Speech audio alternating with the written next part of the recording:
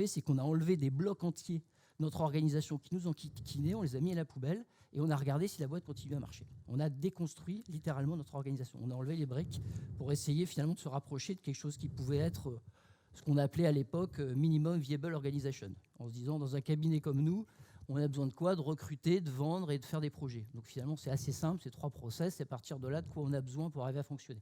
Donc on s'est mis dans cet état quasiment primal pour essayer de faire tourner le truc. Donc la déconstruction, ça nous a amené à enlever tous ces machins-là, les PNL, les liens hiérarchiques, on a mis des journées off pour les collaborateurs, on a délégué les budgets, on a même arrêté de les suivre. Ça a été plus loin que la délégation du budget, on a supprimé les validations de congés, on a laissé vraiment l'écosystème vivre et se développer. Voilà, donc on a poussé assez loin l'innovation en matière d'organisation et de management. D'accord, mais concrètement, quels résultats a-t-on obtenu? Alors, la bonne nouvelle, c'est que sur tout un aspect, ça a été super efficace. Et j'ai envie de dire que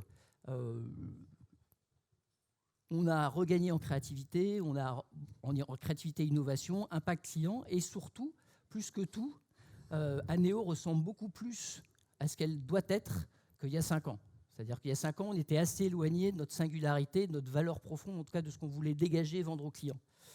Donc ça, c'est le résultat direct. Mais il y a un peu mieux faire, c'est qu'on a quand même mis le doigt sur un certain nombre de problèmes qu'on n'a encore aujourd'hui pas résolus et qui sont des vrais irritants dans notre organisation. On a encore du turnover et du mauvais turnover. Donc on n'est pas très très loin d'être en situation parfaite. Et parmi les problèmes qu'on a rencontrés, il y en a un qui est un petit peu rigolo, mais j'en parlerai un petit peu plus, enfin je vous l'illustrerai plus en détail plus tard, qui est que quand vous supprimez tout ce qui est hiérarchique, vous aplatissez complètement votre structure, vous perdez mécaniquement un truc qui s'appelle les mécanismes de synchronisation, c'est-à-dire de faire en sorte qu'une action soit en cohérence avec un plan stratégique et va avec une vision. Vous le perdez parce que dans une structure pyramidale, vous avez des gars qui sont payés uniquement pour vérifier que le truc s'exécute bien comme ça. Quand vous aplatissez tout et que vous laissez tout le monde prendre ses responsabilités et engager des choses, vous avez forcément tout un tas de décisions qui, à un moment donné, sont décalées par rapport à la stratégie ou pas alignées. Et ce n'est pas un sujet d'avoir l'information, ce n'est pas un sujet de partager tous la même mission, c'est plus subtil que ça. Vous voyez, ou par exemple, on pourrait donner des exemples où des fois on a vu des communautés travailler sur des sujets de recrutement alors qu'en fait, ils étaient à des taux de staffing de 70%. On se dit que stratégiquement, c'est peut-être pas la bonne chose à faire à ce moment-là de l'histoire. Vous voyez, ce type de désynchronisme. Donc soit vous mettez un chef et vous dites ton job, c'est que tout ça soit cohérent, mais à ce moment-là, vous remettez de la hiérarchie, et à ce moment-là, vous allez tuer votre créativité, soit vous vous aplatissez, mais vous avez ce problème de synchronisation de vos actions et de mise en cohérence par rapport à la stratégie globale. Donc c'est sur ces points-là qu'on est en train de travailler. C'est pas simple, mais en tout cas, l'aventure est belle, et en aucun, enfin, on ne ferait jamais machine arrière, je crois. Ouais. Bon, du coup, justement, si c'était à refaire, est-ce que tu le referais? Alors, j'ai déjà dévoilé la réponse. Alors, il y a une première réponse objective. La première réponse objective, c'est que je pense que la plupart des entreprises doivent bouger à cause du digital et principalement à cause d'Internet. Parce que vous retirez aujourd'hui Internet de l'histoire de l'économie moderne et il n'y a pas du tout ce qui se passe aujourd'hui. Internet, c'est un truc, c'est une plateforme de production de services et un circuit de distribution dans la même machine et à portée de n'importe qui. C'est comme ça qu'Airbnb se lance et peut concurrencer Accor. Elle va chercher votre appartement, production, elle le distribue et elle taille des croupières à Accor. Vous voyez ? Donc c'est un machin qui accélère tout, qui accélère la concurrence et dans tous les domaines. Hier, je recrutais quelqu'un et j'avais une concurrence qui était liée à mes deux, trois concurrents principaux qui étaient en Ile-de-France. Aujourd'hui, je suis en concurrence avec des startups qui veulent recruter les mêmes talents que moi à l'autre bout de la planète. Tout ça, c'est Internet qui permet ça, en temps réel. Les gens sont plus, ils ne se disent pas je vais passer 3 ans et puis je vais aller voir dans une autre boîte. Ils sont quasiment quotidiennement pingés, sollicités sur de nouvelles choses. Tout ça, c'est Internet qui est responsable de ça. Donc ça, c'est quelque chose qui bouleverse nos business models. Et ça, on ne peut pas faire autrement que de s'y adapter. Donc ça, c'est la première bonne raison pour laquelle il faut bouger. Ou sinon, alors avec un rythme de temps, c'est là-dessus où on peut avoir des débats qui peuvent être longs parce qu'on a longtemps prôné que les banques allaient disparaître. Ça fait 10 ans qu'on dit que les banques vont disparaître avec les banques alternatives. Quand vous regardez la taille des marchés des banques alternatives, c'est rikiki. C'est rikiki. Et ils sont assis sur un tas d'or. Donc le pas de temps, c'est un truc important. Mais en tout état de cause, ça bouge et il faut l'intégrer. Donc ça, c'est une première raison. La deuxième raison, elle est plus en termes de stratégie d'entreprise. C'est comme je vous l'ai dit, moi je pense que la concurrence, ça n'existe pas. C'est-à-dire que je pense que plus une entreprise va être singulière et va se concentrer sur qui elle est et quel type de produit elle a envie de provider, de vendre à ses clients, et plus elle va pas avoir de concurrence. En gros, moi, mon kiff ultime de dirigeant, c'est qu'un client ne demande pas un consultant, il demande un consultant d'Anéo. Parce qu'il a une expérience différente avec les consultants d'Anéo. Et du coup, là, il n'y a plus de concurrence. En fonction de la problématique, par exemple, nous, on est très bons en créativité. Et je sais qu'il y a des clients qui nous sollicitent parce qu'ils savent qu'on va être plus créatif que d'autres cabinets. Et qu'on va être moins bon sur la couche de delivery, par exemple. Vous voyez ? Donc, plus vous allez cultiver votre singularité, plus vous allez tuer la concurrence. Et plus vous allez innover. Donc ça, c'est une deuxième raison qui, à la fois, vous permet aux entreprises, je trouve, d'avoir beaucoup plus de valeur et leur permet aussi de ressembler de plus en plus à des vraies communautés qui s'alignent sur une intention et sur une culture commune et qui travaillent ensemble. Parce que qu'est-ce qui différencie une communauté de jeunes start-upers et une entreprise ?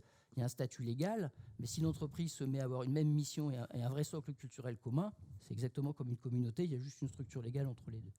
Donc la bonne nouvelle pour laquelle il faut bouger, c'est effectivement parce qu'il y a le digital, mais aussi parce que ça nous permet de plus nous ressembler. Et donc du coup d'avoir plus d'impact d'un point de vue purement économique.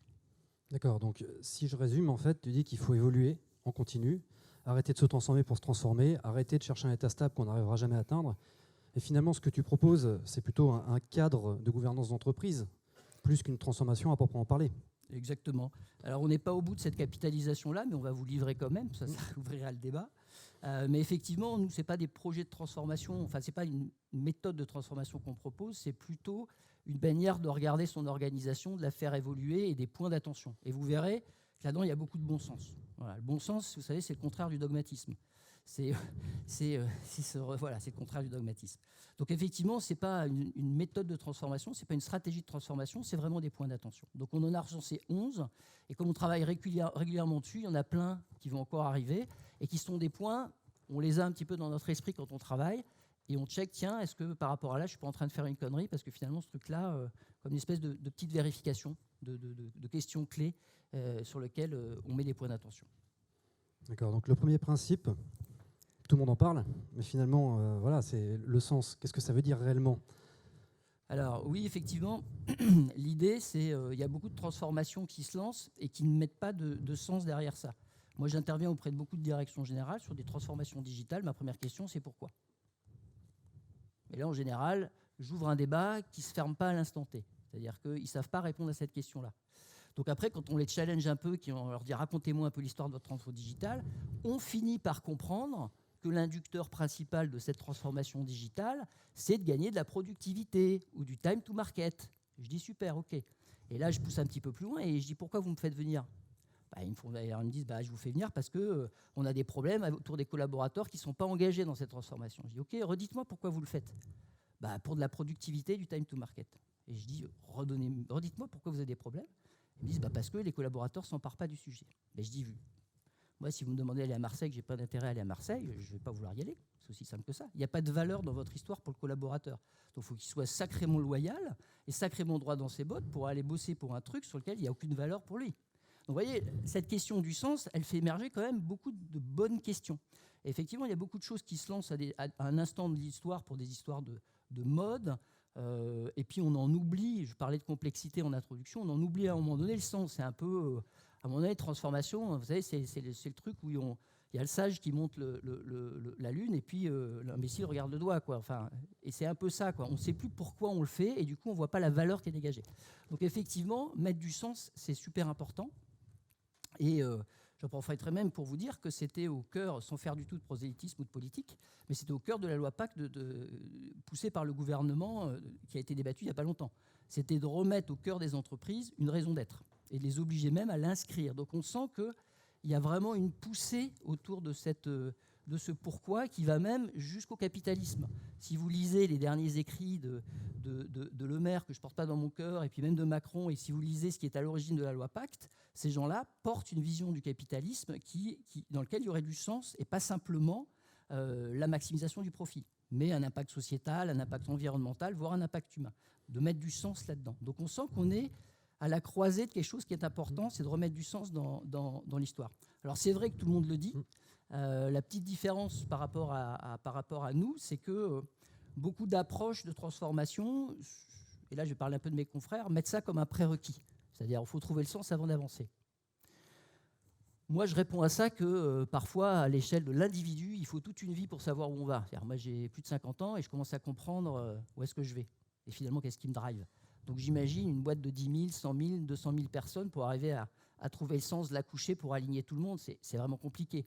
Et je pense que plus que de trouver, c'est évidemment important de le trouver, mais déjà de se mettre en chemin pour poser cette question-là et la débattre entre les institutions représentatives du personnel, les collaborateurs, les managers, la direction, c'est un bon débat qui sert de toute façon et qui nourrit et qui permet de mieux se comprendre. Et puis petit à petit, donc nous on ne le met pas en prérequis, on lance le débat et puis après on itère au fur et à mesure qu'on avance. On y revient régulièrement à cette intention, mais finalement vu ce qu'on fait, est-ce qu'on n'est pas en train de suggérer que c'est autre chose notre mission ?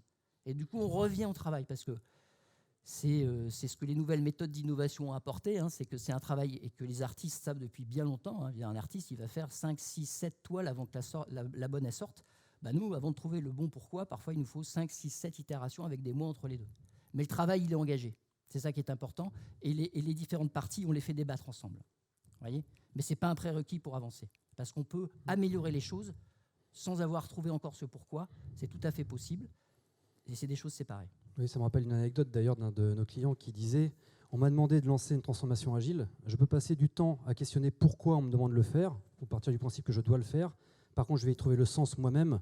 Et pour moi, c'est important pour les collaborateurs. » Lui-même a défini son sens finalement, sans forcément se soucier du sens qui venait de la structure. D'autant qu'il n'y adhérait pas nécessairement, en tout cas, il se questionnait par rapport à l'intention réelle derrière au départ. Vous voyez, j'ai une métaphore un peu violente là-dedans, mais entre passer mon temps dans un séminaire sur la vision, sur le pourquoi, sur le machin, ou consacrer la même énergie, le même budget, à faire en sorte que le gars au fond de la mine qui pousse des wagons, je lui colle un wagon électrique et après il me dit « Merci Pierre, j'ai plus mal au dos et on délivre plus vite », je me dis qu'il vaut peut-être mieux l'aider lui plutôt que passer du temps à sticker les neurones ou, pardonnez-moi l'expression, à sticker le mammouth en collant des post-it sur les murs.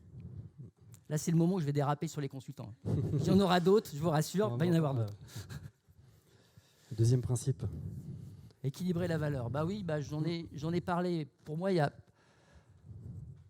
Et là, on va retrouver ce que je vous disais tout à l'heure par rapport à Néo. La plupart des projets sont drivés par un intérêt pour l'entreprise. Donc c'est normal que vous dépensiez beaucoup de change management pour vos collaborateurs, ils achètent le truc. Hein. Vous voyez, enfin, c'est classique. Vous avez un type qui est sur une chaîne de production, il est myope ou il est presbyte, on va lui coller une belle machine dont il ne s'est pas servi, il faut la former, etc. Donnez-lui une paire de lunettes. C'est de la technologie aussi, les lunettes. Ça va améliorer son expérience, il va produire plus vite, tout le monde est content. Et là, il n'y aura pas de change management à faire. C'est typiquement le projet qui est entre la bulle de l'entreprise et la bulle du collaborateur. Et beaucoup d'entreprises souffrent de cette pathologie-là. C'est-à-dire qu'en fait, elles n'ont vraiment que la perspective entreprise en termes de création de valeur et elles ne voient pas le collaborateur et parfois même elles voient le client. Alors parfois, c'est un bon point d'entrée le client, mais ça crée une asymétrie avec le collaborateur. Voyez ? Et Anéo, je vous parlais tout à l'heure des problèmes qu'on pouvait avoir chez Anéo. Je vous ai donné un exemple qui a suivi, qui se rappelle de l'exemple, c'était sur le recrutement et le taux de production. On est typiquement sur un truc à droite. C'est-à-dire qu'on est dans la bulle du collaborateur, lui il pense que le problème il est là, il ne se rend pas compte que ça n'a pas de valeur pour l'entreprise. Notre exemple, si on met des baby-foot partout, des salles de relaxation, ça ne rapporte pas un copec à l'entreprise. Moi, je préfère le wagon électrique qui soulage le dos. Vous voyez ? Parce que ça apporte de la valeur à l'entreprise et ça soulage le collaborateur. Donc ça, c'est que dans le choix des projets de ce que vous allez activer. C'est sur quoi vous allez vouloir travailler. Donc le choix des projets, il est essentiel. Et si vous partez sur les mauvais projets, c'est foutu. Donc le pourquoi et le choix des projets, ça va fluidifier ce qui va se passer derrière. Vous n'allez pas avoir de choses à générer, ou en tout cas de dynamique à lancer, parce que ça va naturellement venir vers vous, parce que vous allez créer de la valeur. Ce qui nous tire derrière, en effet, la perspective, qui est importante. Oui, alors, je vais reparler un peu du conseil. On a eu 3 différentes approches sur les sujets de productivité, moi, que je traite depuis bien longtemps, parce que c'est un exemple qui est assez... qui peut parfois être terrible pour les équipes sur le terrain, pour les salariés. C'est l'approche d'aller chercher de la productivité sur une chaîne de production. Il y a 15 ans, il y avait des McKinsey qui débarquaient avec des chronomètres et des benchmarks et qui disaient, voilà, cette opération-là, il faut la faire en 3 minutes, pas en 10 minutes. Et là, on collait des machines à outils pour arriver à faire ça, voire on supprimait des emplois pour arriver à générer ça. L'étape suivante, c'est celle dans laquelle on est aujourd'hui, c'est qu'on a un grand hôtel là et tous les jours on fait des feux absolument incroyables pour dire l'intelligence collective, c'est génial. Voilà, en confondant une intelligence collective, la démocratie, tout un tas de choses. On mélange des choses et on fait souvent de l'intelligence collective qui est très mal facilitée, qui du coup ne produit pas la valeur qu'elle devrait produire. Mais en tout état de cause, on a les mêmes consultants qui débarquent sur la même problématique et qui font des gros brainstorms avec les collaborateurs pour essayer de trouver les sujets sur lesquels on va pouvoir gagner de la productivité. Ça, c'est l'étape dans laquelle on est aujourd'hui. Et puis, il y a pour moi l'étape d'après, qui est celle de la posture du designer, qui lui, il va utiliser l'intelligence collective à un moment donné, mais surtout, en termes de maïotique, la question qu'il va poser aux collaborateurs, c'est de quoi tu as besoin pour mieux faire ton travail et avec plus de confort. Et là, on retrouve le gars qui dit, bah, tu vois, une paire de lunettes, quoi. Ça, ce serait super, quoi. Ou alors un wagon électrique, là, tu vois, ça, on débiterait beaucoup plus vite. C'est lui qui va vous donner ce sur quoi il faut travailler. Vous voyez ? À un moment donné, c'est le cabinet de conseil qui décide tout seul à balle de benchmark. Le deuxième, on est dans une intelligence collective dans laquelle on va quand même toujours avoir le prisme de la productivité il nous faut des sujets qui gagnent de la productivité. C'est pas pareil que de vouloir des sujets qui vont améliorer l'expérience du collaborateur sur la chaîne de production. Et ça, c'est vraiment la position du designer. Un designer, il travaille sur l'expérience de l'humain, qui s'appelle un salarié, un collaborateur, un client, un adhérent, un patient dans un hôpital. C'est ça qu'il optimise. Et derrière, il fait en sorte que ce qui est généré crée de la valeur aussi pour l'entreprise en termes de chiffre d'affaires et de rentabilité. Donc c'est vraiment une affaire de perspective. Et si vous partez du mauvais côté, vous aurez beaucoup de mal à remonter sur l'expérience collaborateur ou l'expérience client. Et donc finalement, il y a quand même un prérequis à tout ça qui est l'expérience collaborateur au bon niveau. Ah oui, alors nous, c'est effectivement... Alors j'ai beaucoup d'anecdotes là-dessus. Je peux la raconter celle-ci. Oui, une fois je faisais une grande, je ne dirais pas de qui il s'agit, mais une fois je faisais une grande conférence sur l'innovation managériale et dans un établissement public, devant les 300 managers de cet établissement public. Et puis, je l'avais fait, vous savez, avec des méthodes modernes, c'est-à-dire un klaxon derrière, dans lequel il y avait des questions qui étaient émises et puis qui étaient likées, et je répondais aux questions. Puis, à un moment donné, on voit arriver en bas du tableau digital un petit truc qui s'appelle, un gars qui écrit « Combien ça a coûté cette mascarade? L'argent serait mieux dans notre poche. » Liké 3 fois sur 300.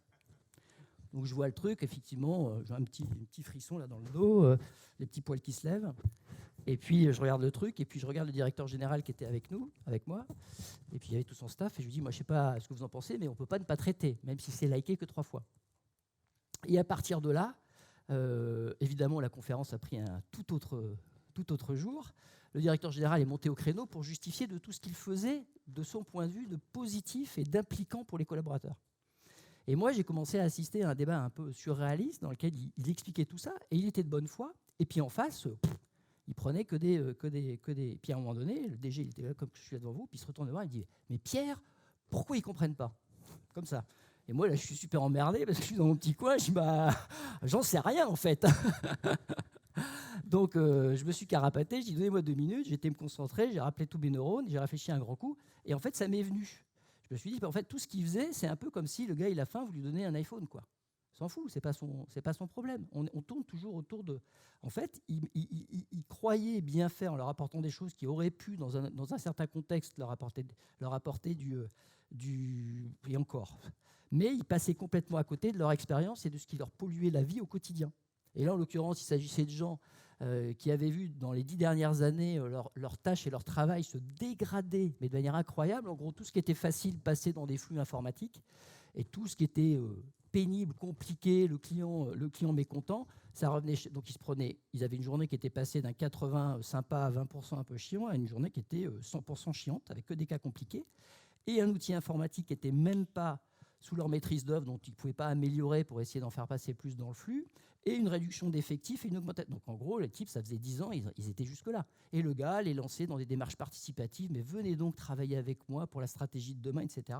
Mais le gars d'en face, pardonnez-moi, il dit « Tu m'emmerdes avec ta connerie, file-moi un PC qui marche, quoi. » Bah ouais, mais c'est ça le truc. Vous voyez, mais ça, on le perd souvent de vue, et on a souvent des dirigeants plein de bonnes intentions, mais si l'expérience collaborateur, elle n'est pas correcte, c'est véritablement une pyramide de Maslow. Si c'est trop bas, vous n'arriverez à rien faire avec ce terreau-là. Il faut remonter et régler un certain nombre de problèmes avant de pouvoir activer les gens, activer l'intelligence collective et les mettre en dynamique de succès. Sinon, ça ne fonctionne pas. Ouais, alors ça, c'est l'éternel sujet de l'incarnation. Il y a des DRH dans la salle? Pas de DRH? Bon, je vais pouvoir parler des DRH. Non, mais c'est vrai, vous avez des directions des ressources humaines qui nous appellent en disant voilà, on voudrait être capable de plus accompagner les directions métiers sur de l'agilisation, des choses comme ça, ou l'innovation managériale, peu importe. Et puis on leur dit ouais, ok, et vous, chez vous, ça se passe comment? Si tu veux porter le truc vers les autres, il faut quand même de ton côté, tu t'incarnes un peu le bazar, quoi. Tu sois quand même capable de, oui, faites des ateliers de design, on en fait un peu chez nous, quoi.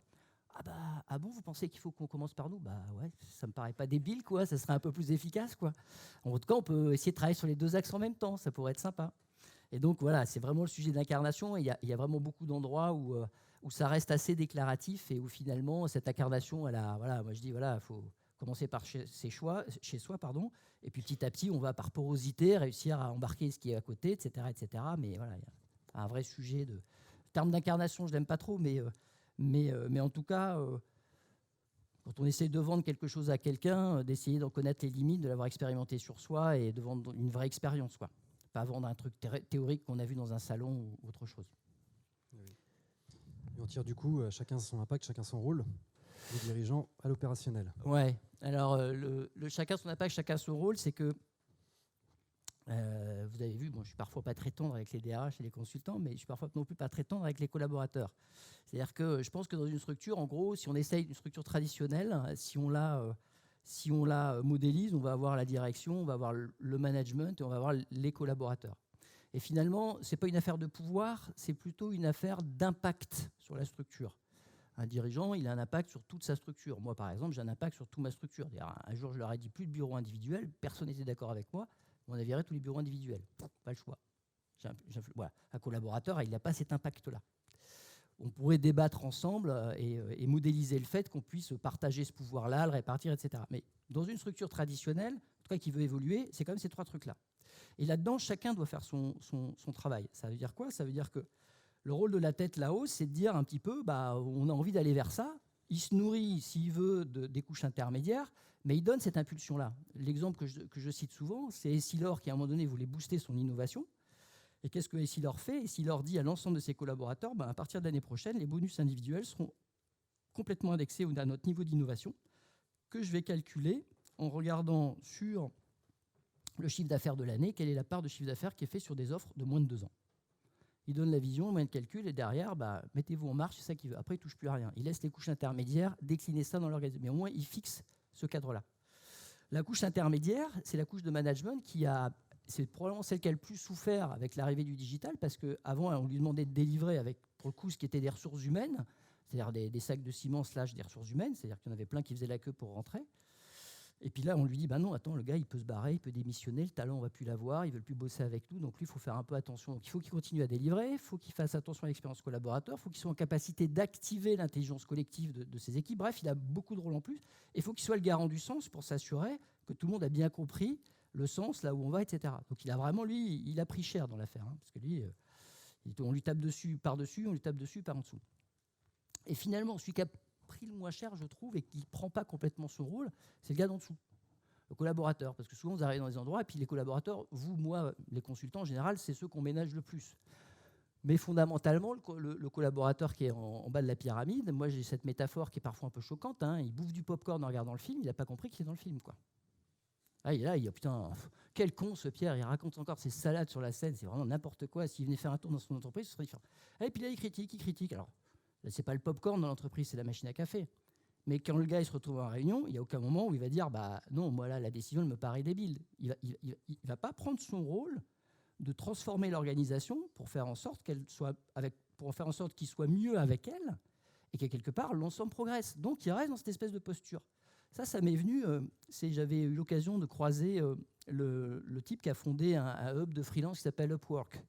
Et le gars me racontait sa carrière, il me disait moi j'étais salarié, après je suis devenu freelance, et puis après j'ai monté ce truc-là. Et il me dit, quand je suis devenu freelance, c'est ce jour-là que j'ai compris quel assisté j'étais quand j'étais salarié. C'est-à-dire, il a pris conscience que du coup, le boulot n'allait pas venir tout seul, qu'il fallait qu'il se forme, qu'il soit... Il a pris conscience de ça. Et je pense que là, il y a des marges de progression énormes. Donc vous voyez, dans cette histoire-là, en fait, il n'y a pas de bon et de méchant, mais chacun doit prendre conscience de ce qui ne fait pas bien. Et quand on a un dirigeant qui ne donne pas une vision, qui ne donne pas un cadre, oui, il y a des choses à faire de ce côté-là, qu'on a des managers qui n'assurent pas la bonne courroie, mais aussi quand on a des collaborateurs qui ne jouent pas leur rôle, de dire, mais attends, on peut changer des choses, il y a des choses simples à faire, faisons-le.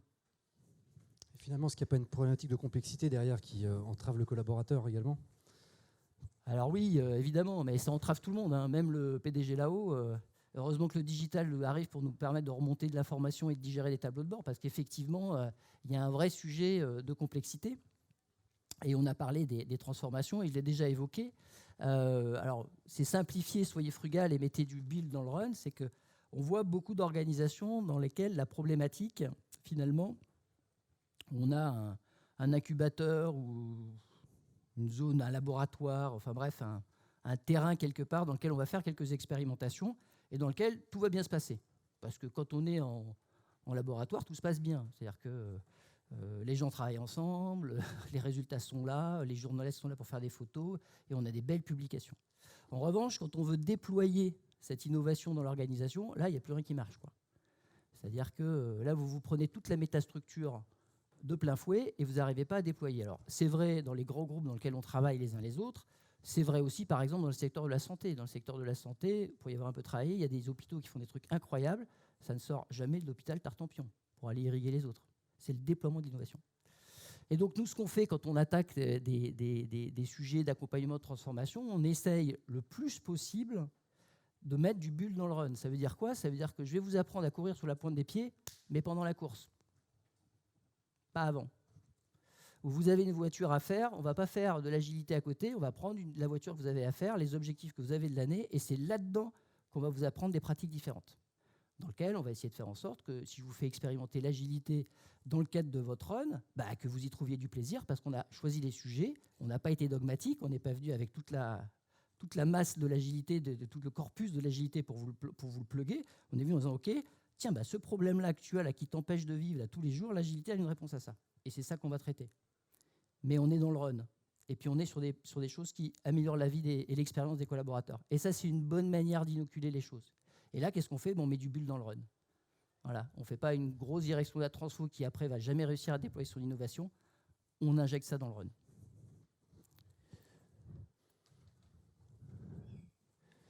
Ouais, alors ça, c'est pareil. On est tous des consultants. Hein. On adore ça, les post-it. Hein. C'est super. Hein. Les ateliers post-it, moi, c'est... Et donc, c'est une phrase qu'on a chez nous, c'est de dire que les idées, elles sont libres, gratuites. Il y en a plein Internet, il y en a partout. Voilà. Elles n'ont pas de valeur. Elles n'ont plus de valeur. C'est terminé. Il y a quelques années, le Conseil vendait des benchmarks, des études et un certain nombre de choses. Il continue à le faire dans une certaine mesure, mais c'est de moins en moins. Le free consulting s'est développé, les communautés sont là et les idées, elles circulent et elles arrivent chez vous. Et moi, je suis directeur général. Hein, je vous ai dit que je suis patron de ma boîte. J'en suis le fondateur, donc j'en ai encore un peu plus de 60%. Et je suis opérationnel. Mais moi, je m'en fous des idées. Je vous le dis, hein, je m'en fous. Moi, ce qui m'intéresse, c'est de l'exécution et du PNL ou du turnover en moins. C'est des choses très concrètes. Et en fait, quand on regarde l'énergie qu'on consacre, on en consacre beaucoup sur la partie d'idéation, sur les post-it, etc. Et finalement, assez peu à sécuriser l'exécution. Vous avez des boîtes qui sont incroyables, comme OVH, par exemple. Si vous interrogez les dirigeants d'OVH, ils vont dire, nous, les meilleurs de notre boîte, les talents, les HP, les gens extraordinaires, on les met sur l'exécution. Parce que sinon, c'est une espèce de chaîne infernale qui est contre-productive. C'est-à-dire que vous avez une belle idée, donc là, il y a beaucoup d'énergie positive, on a tous envie, on espère, machin, etc. Le truc se réalise plus ou moins bien, parce qu'après, il y a des changements de gouvernance, des gens qui partent, bref, ça ne marche pas dans les faits, et on ne met pas l'énergie qu'il faut pour que ça fonctionne. Et donc après, c'est une espèce de spirale négative qui se met en place, quoi. Et nous, on repart très vite sur une nouvelle séance d'idéation pour imaginer des nouvelles choses, et on ne traite jamais son problème, en fait. Donc, le focus sur l'exécution, il est essentiel. Et il faut vraiment savoir rappeler ça, non, on arrête de réfléchir, on met toute notre énergie à ce qu'on a déjà posé fonctionne et produise la valeur espérée. Oui, alors sur les transformations, il y a deux grandes obédiences. Vous savez, il y a l'obédience du top-down, ça vient du haut et ça descend. Et puis, il y a l'obédience on fait des petites choses et on infuse. Et on espère que ça va percoler et par porosité toucher les autres secteurs, enfin toucher les autres compartiments. En réalité, quand on fait ça, on se retrouve assez souvent dans la même situation que celle évoquée, c'est-à-dire que le déploiement de l'innovation ne marche pas. Donc il faut avoir conscience de ces choses-là, il faut avoir conscience des effets de bord qui fait que si vous touchez à une aile de papillon dans votre organisation, ça va avoir des répercussions à l'autre bout. Donc il faut malheureusement trouver ce chemin très compliqué entre une vision globale et une stratégie globale, mais une stratégie qui est en permanence réévaluée pour retrouver les bons endroits où on va agir pour faire bouger les choses et les faire bouger de concert. Une fois que j'ai dit ça, je n'ai pas encore trouvé la recette parfaite, si ce n'est de se mettre régulièrement à rechallenger la suite de l'histoire. C'est-à-dire de faire littéralement de la vraie agilité, c'est-à-dire de dire ok, on a prévu ça, on ne va pas se faire un effet tunnel, ça fait 3 mois qu'on bosse sur la transfo, on se retire et on se dit ok, si on avait à refaire la suite, en oubliant complètement ce qu'on a prévu, qu'est-ce qu'on ferait? Qu'est-ce qu'on prioriserait, comment on s'y prendrait, etc. Et ça peut vous amener à revoir les choses. On arrive au bout. Voilà, je vais pas. Nous, on fait ce que je viens de vous dire. Ça s'appelle une respiration chez nous, et c'est quelque chose dans lequel on va aller chercher de l'information informelle. Et j'ai souvent ce débat avec des dirigeants, en leur disant mais où est-ce que tu as de l'information la plus pertinente sur ton entreprise? Est-ce que c'est dans les tableaux de bord qui t'arrivent, il y en a beaucoup, ou est-ce que c'est en allant boire un verre avec tes collaborateurs le soir? Elle dit non mais c'est évident que l'information que j'ai quand je vais boire un verre avec les collaborateurs, elle est super précieuse. Il y en a un qui sourit parce que c'est un collaborateur et quand je vais dire oui, je l'emmène boire. Et donc ça c'est faire la part un peu plus belle à ce qui n'est pas quantitatif mais ce qui est plus qualitatif, plus de l'ordre de l'intuition, du ressenti et de cette information qui ne va jamais se retrouver à un moment donné dans le tableau de bord. Google avait fait un truc très rigolo à une époque là-dessus. Ils avaient fait, pour mesurer la stabilité d'une version qui allait partir, ils avaient organisé des paris internes, qui étaient une gamification du truc, mais qui permettait que le type qui avait l'information, que le chef de projet venait de se faire plaquer par sa femme ou avait une grosse gastro qui traînait depuis des mois, et le type se dit je vais parier sur le fait qu'elle n'est pas stable, c'est pas possible dans l'état où elle est. Ben, ça, c'est une information que vous n'aurez jamais dans les tableaux de bord. Donc la gamification était un moyen astucieux d'aller pêcher cette information-là pour la faire rentrer dans le circuit de décision. Bon, ben, nous, on essaye de faire pareil sur nos respirations, c'est-à-dire qu'on met en scène on met en scène littéralement des situations dans lesquelles ce qui n'est normalement pas dit puisse s'exprimer. Voilà. Donc c'est un travail de facilitation, mais dans lequel le PIF est important. Parce que les indicateurs, c'est bien, la mesure, c'est bien, mais ça doit augmenter votre intelligence, ça ne doit pas la réduire. Une entreprise, ça n'est pas chiffre d'affaires, rentabilité. C'est plein d'autres choses. D'ailleurs, j'ajouterais par rapport à ça que quand le ressenti, c'est aussi le ressenti de l'écosystème autour. Quand vous êtes face à un métier qui a un ressenti négatif par rapport à ce que vous faites, il faut en tenir compte davantage que les chiffres qui sont derrière. Ça sert à lui calquer un tableau de bord en lui expliquant qu'il a tort et que vous avez raison. Dans les faits, il a ce ressenti qui doit être pris en compte et qui ne peut pas être remis en cause. Et donc, on arrive au dernier principe qui a été un peu évoqué tout à l'heure. Ouais. C'est essayer d'être agile, mais pas au sens de la méthode, au sens de vraiment le sens littéral de ce terme-là, c'est-à-dire adaptez-vous, adaptez votre démarche, adaptez votre plan, adaptez le plus possible pour être le plus efficace possible. L'agilité, c'est sans en être un spécialiste, mais parce que j'en ai vendu il y a très très longtemps, mais c'est d'être au plus proche du besoin du type qu'on a en face. Et donc, dans les projets de transformation que nous vendons, si vous réfléchissez un peu, les consultants ont quand même de défauts, c'est qu'ils n'arrêtent pas de dire à leurs clients mais transformez-vous, transformez-vous. Est-ce qu'eux se sont transformés? Il y a encore plein de jobs de transformation qui sont vendus en France et qui sont vendus de la même manière. C'est-à-dire que vous faites une proposition avec un planning, une équipe, le type y signe, vous rentrez dans le tunnel et vous ressortez à l'autre bout, vous n'avez rien changé à votre stratégie. Vous n'avez rien changé à votre stratégie. Vous avez exécuté ce que vous avez pensé à un instant T. Je ne vais pas vous refaire l'histoire de l'agilité, c'est-à-dire le moment où vous en connaissiez le moins sur la problématique et sur ce que vous alliez trouver sur le terrain. Mais c'est quand même comme ça que ça se passe aujourd'hui sur un nombre majoritaire de dossiers. Donc la vraie question qu'on doit se poser, c'est comment est-ce que déjà on s'applique à nous-mêmes ce qu'on vend à nos clients et comment on arrive nous-mêmes à s'agiliser dans nos jobs de conseil pour éviter de ne pas faire ça.